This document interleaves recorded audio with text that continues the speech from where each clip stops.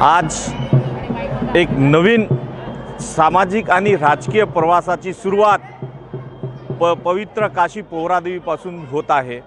कारण यापूर्वी मी माननीय उद्धव बाळासाहेब ठाकरे या शिवसेनेमध्ये मागे जेव्हा शिवसेनेमध्ये बंडखोरी झाली आणि 13 खासदार आणि 40 आमदार जेव्हा माननीय उद्धव साहेबांना सोडून गेले, त्यावेळी अतिशय कठीण प्रसंगामध्ये माननीय उद्धव ठाकरे साहेबांच्या पक्षामध्ये प्रवेश करण्याची सुरुवात ही सेवालाल महाराजांचा वंशज महंत सुनील महाराज यांच्यापासून झाली। लोकसभेदरम्यान मला असं शब्द दिलं होतं की विधानसभेमध्ये तुमचं आणि बंजारा समाजाच्या प्रतिनिधीचं विधानसभेकरिता विचार करू।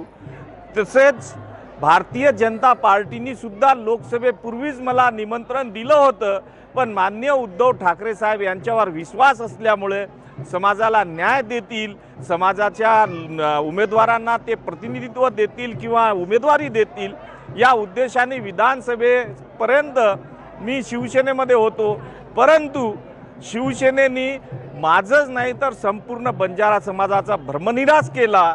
आणि आपण जर बघितलं तर भारतीय जनता पार्टीने जसं छत्रपती शिवाजी महाराजांच्या गादीला मान आहे, छत्रपती शाहू महाराजांच्या गादीला मान आहे, तसंच बंजारा समाजामध्ये संपूर्ण देशामध्ये संत सेवालाल महाराज, संत बाबनलाल महाराज, संत रामराव महाराज यांच्या गादीला मान आहे। आणि या गादीचा सन्मान म्हणून सन्माननीय बाबूसिंग महाराज यांना विधान परिषदेची उमेदवारी दिली।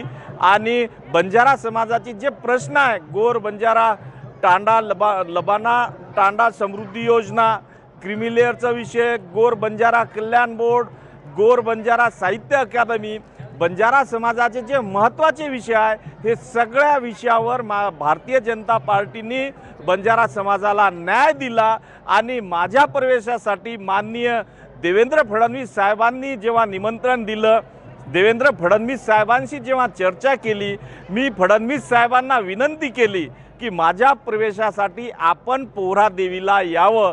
तेव्हा देवेंद्र फडणवीस साहेबांनी सांगितलं की एका महंतांचं जर भारतीय जनता पार्टीमध्ये प्रवेश होत असेल तर आम्हाला आनंदाची बाब आहे, भारतीय जनता पार्टीसाठी गौरवाची बाब आहे।